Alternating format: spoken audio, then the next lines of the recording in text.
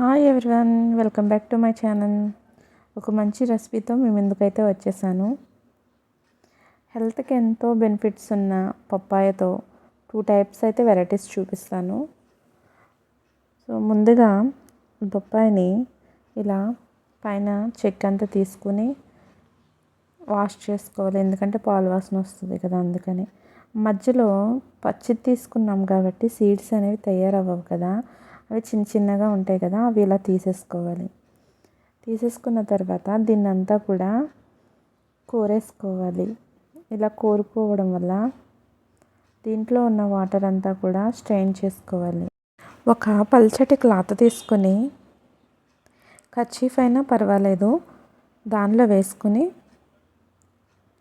వాటర్ని అయితే మొత్తం అంతా కూడా పిండేసుకోవాలి. ఈ వాటర్ ఉండడం వల్ల ఏమవుతుంది అన్న డౌట్ రావచ్చు. ఈ వాటర్ వల్ల కొంచెం పాల వాసన డిఫరెంట్గా అనేది వస్తుంది, అందుకని స్క్వీజ్ చేసుకుంటే మంచిది. చూసారు కదా ఎలా అయితే స్క్వీజ్ చేశానో ఆ విధంగా స్క్వీజ్ అయితే చేసుకోవాలి. చూసారు కదా ఇది ఎంత అలా పొడి పొడి ఆడుతుందో. టచ్ చేస్తే ఫీల్ అనేది చాలా బాగుంటుంది. ఖచ్చితంగా ఒకసారి చేసి చూడండి, మీకే తెలుస్తుంది. హెల్త్కి కూడా బెనిఫిట్స్ ఉన్నాయి కాబట్టి 2 రెసిపీస్ చూపిస్తున్నాను కాబట్టి ఏదో ఒక రెసిపీ అనేది తప్పకుండా ట్రై చేయండి. ఓకే, 1 కప్ అయితే మనం కోరుకున్న దాన్ని తీసుకోవాలి. తర్వాత ప్యాన్ అయితే పెట్టుకుని స్టవ్ వెలిగించి దానిలో 2 టేబుల్ స్పూన్ల నెయ్యి అయితే వేసుకోండి.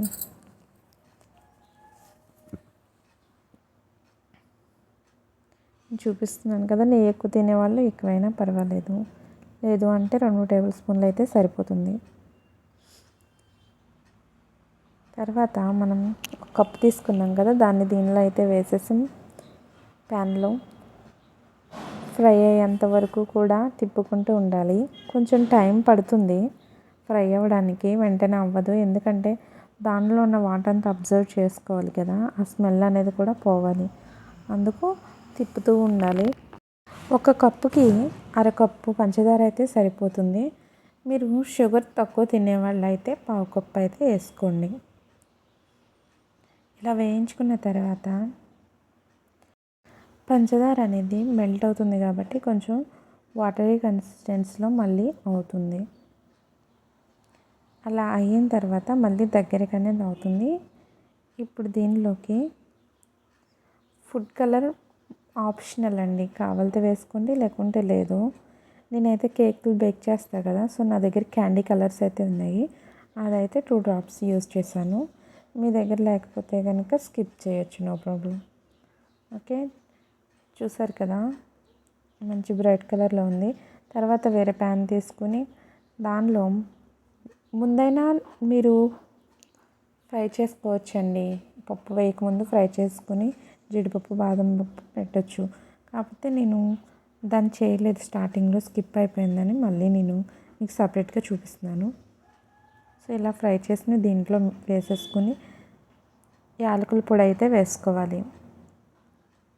చూసారు కదా దగ్గరికి అనేది అయిపోయింది. మళ్ళీ ఒక 4 లేదా 5 యాలకులు అయితే పౌడర్ వేసుకోవాలి. సో ఇదైతే రెడీ అయిపోయింది. ఒక బౌల్లో అయితే తీసేసుకుందాం. చూసారు కదా ఎంత టెంప్టింగ్గా ఉందో కలర్ అదిని. సో ఇంకో రెసిపీ అయితే చూపిస్తాను.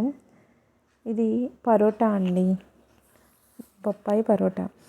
దీంట్లో ఆనియన్స్, కొత్తిమీర, పచ్చిమిర్చి అయితే వేసుకోవాలి.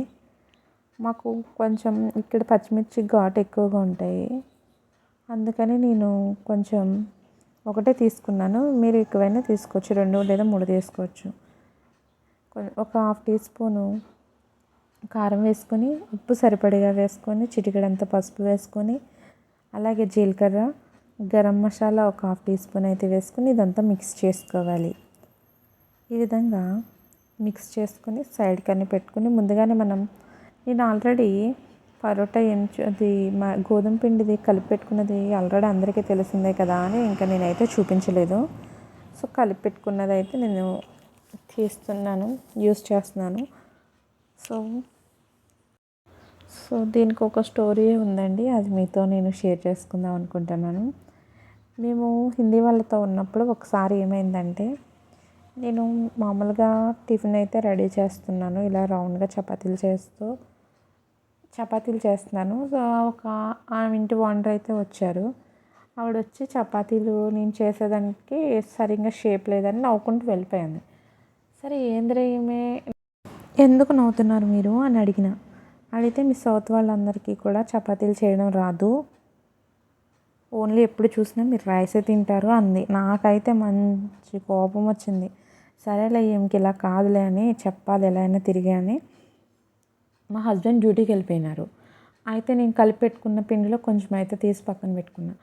ఆ పక్కన పెట్టుకున్నది ఏం చేశానంటే చేయడం, మళ్ళీ రౌండ్గా చేయడం, మళ్ళీ అట్లా చాలాసార్లు ప్రాక్టీస్ చేసి ఈవిడ అన్నది కదా అని ఇంకా సరే అని నెక్స్ట్ డే ఆంటీ మన ఇద్దరం కలిసి చేసుకుందాము టిఫిన్ అని చెప్పిన. అంటే వాళ్ళు నాతో బాగానే ఉండేది, మామూలుగా కలిసే ఉండేది ఆవిడ.